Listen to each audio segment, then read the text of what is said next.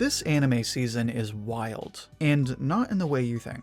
With Oshi no Ko and Fairy Tail both making a return, this summer is kind of depraved when it comes to anime. But obviously, those two aren't the only anime this season. So in this video, I'd like to list 5 anime recommendations for the summer of 2024 based on how depraved you are. Starting off the list is Alya Sometimes Hides Her Feelings in Russian. If you pick this anime to watch, then you're probably one of the more wholesome anime fans out there. In this show, Elisa is the most popular girl at her high school and has the attention of everyone. Despite her standoffish personality, she has a huge crush on her classmate, Masachika. In classic anime fashion, Elisa is a bit of a tsundere, being rather harsh towards Masachika, but secretly telling him how much she likes him. Except, she can only do so in Russian since she isn't confident enough to be honest. Now, being the only Russian student, Elisa thinks she's pretty smart for doing this. But unknown to her, Masachika can understand everything she says in Russian. So the show follows Elisa and Masachika and their growing relationship as they bully each other and learn to express their feelings for one another.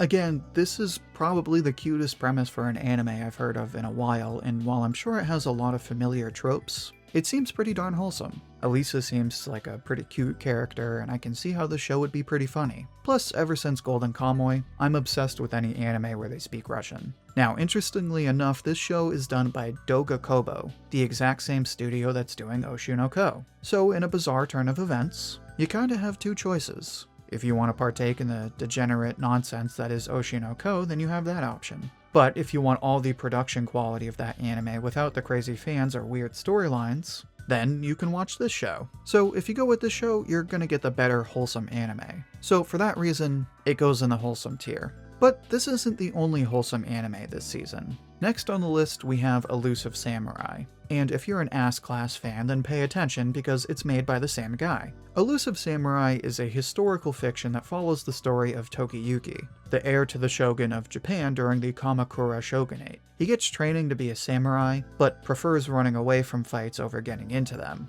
which is fine, until his mentor and friend Ouji kills the shogun and forces Tokiyuki into hiding. From there, he's taken in by Yorishige, a goofy and quite honestly sketchy priest who is revered as a god by the Suwa clan. He takes him into safety at this shrine, and there he promises Tokiyuki that he will wage war against Takauji and get revenge. So the story follows Tokiyuki, and Yorishige helps him build a team of warriors, and they engage in tactical battles against Takauji's army. Now obviously, this isn't going to be as wholesome as a romance anime like Alya, but this show can be pretty wholesome too. Tokiyuki is not your typical shonen protagonist. Like I said, he much prefers to run away from fights. In fact, he actually trains in order to get better at running away from fights. And that kind of becomes his charm. Like a lot of good boy characters like Deku or Tanjiro, Tokiyuki is a wholesome character because he chooses to see the good in people and would rather take them into his clan. It's also worth noting that there's a lot of strategy in this show.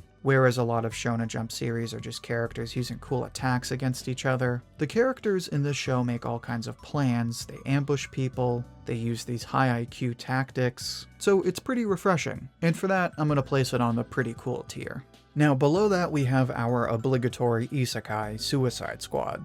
Now, Suicide Squad actually looks pretty good. It doesn't look wholesome. I mean, it's like the creator said, hey, let's take two things that people have seen 1,000 times and put them together. So they took the Suicide Squad and Isekai and made a show. And the funny thing is, that's literally the name of the show. Like, that's how transparent they're being. Literally just like, okay, we get a Suicide Squad Isekai. What do we want to call this? I don't know, dude.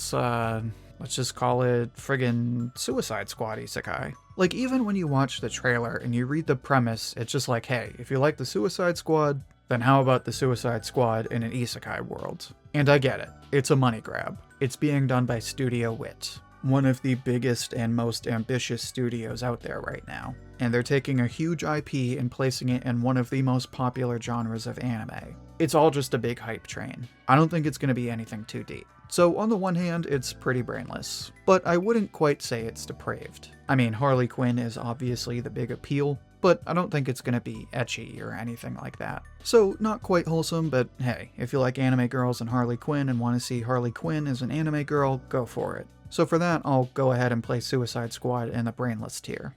But now to go down another tier, we have Fairy Tail. And before everyone goes disliking the video, just listen. I love Fairy Tail. It's one of my favorite series. But let's be real. Mashima is no stranger to fan service. And that does not change in 100 Years Quest. I started the sequel well before they announced the anime, and it's actually really good. I'm not a fan of the new art style in the anime, but let's ignore that because if you're a Fairy Tail fan, then you'll love 100 Years Quest. There's new characters, returning characters, new dragon gods, new locations, all kinds of weird magic, and of course, a ton of epic fights. In fact, there's even an arc where the Fairy Tail members fight off against each other. So I won't give any spoilers, but as you can imagine, you get to see some long-anticipated fights. But that doesn't negate any of the degeneracy. I hadn't watched Fairy Tail in a while, so when I started 100 Years Quest, I was quickly reminded just how bad it was. I mean, Lucy will literally just, I don't know, like go for a glass of water or something, and boom, fan service. Or Natsu will be minding his own business, and boom, fan service. It's all over the place. Now I get it, people don't read Fairy Tail because of the fan service. But let's be honest, a lot of you aren't complaining about it either. I see you all reacting to chapters. I see you on Mashima Twitter threads.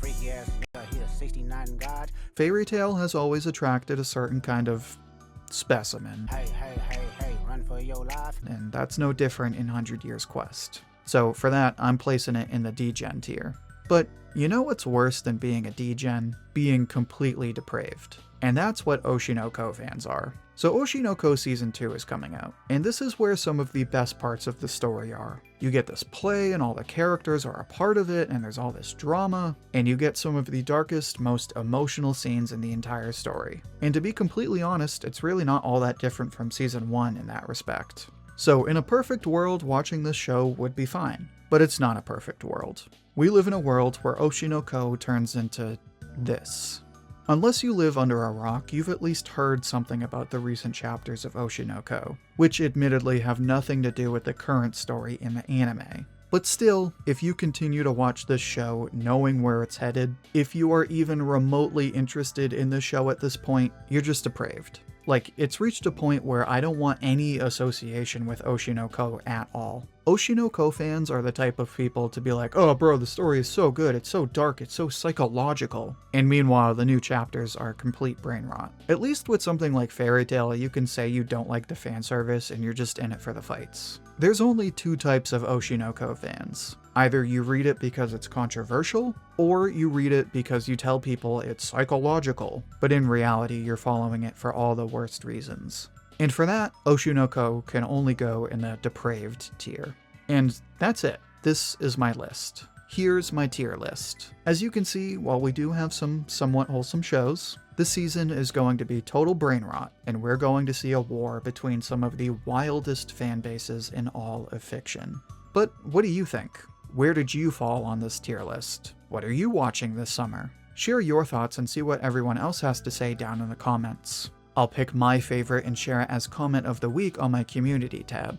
And if you'd like another discussion like this one, then check out my video on Hunter x Hunter. In that video, I discuss the problem that could eventually ruin Hunter x Hunter.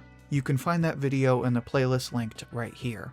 Until then, thank you for watching, and I hope to hear from you soon.